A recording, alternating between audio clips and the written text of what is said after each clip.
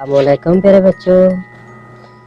آج کی جو کہانی ہے بچوں وہ ہے غریب لکڑہارا.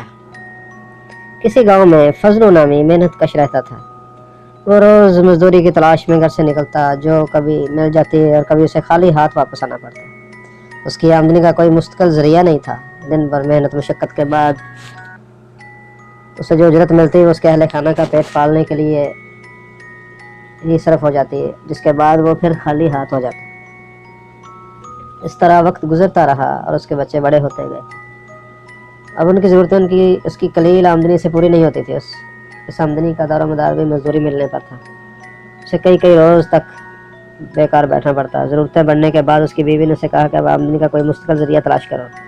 بچے بڑے ہو رہے ہیں، ان کی تعلیم اور دیگر ضرورتوں کے لیے بھی پیسے کی ضرورت پڑے گی.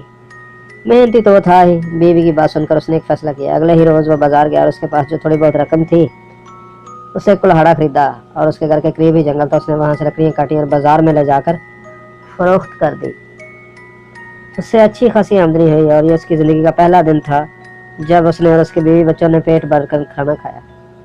لکڑیاں کاٹنے کا کام اس کا مستقل روزگار کا ذریعہ بن گیا. اس سے حاصل ہونے والی آمدنی سے گھریلو حالات بہتر ہونے لگے.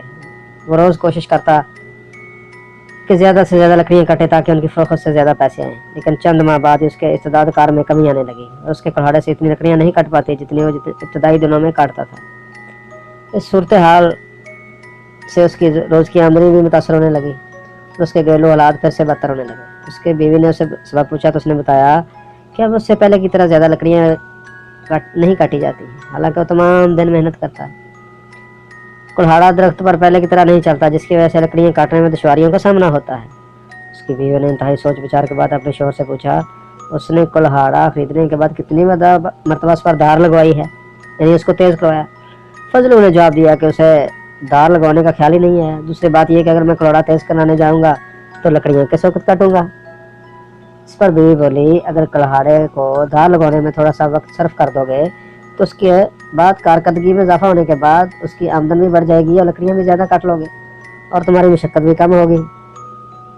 فضلوں کی سمجھ میں بیوی کی بات آ گئی اور اس کے بعد وہ باقاعدگی کے ساتھ کلہاڑے پر دھار لگوانے لگا، جس سے اس کی کارکردگی پہلے جیسی ہو گئی اور اس کے گھریلو حالات پھر سے بہتر ہونے لگے اور اس کی آمدن بھی بڑھ گئی.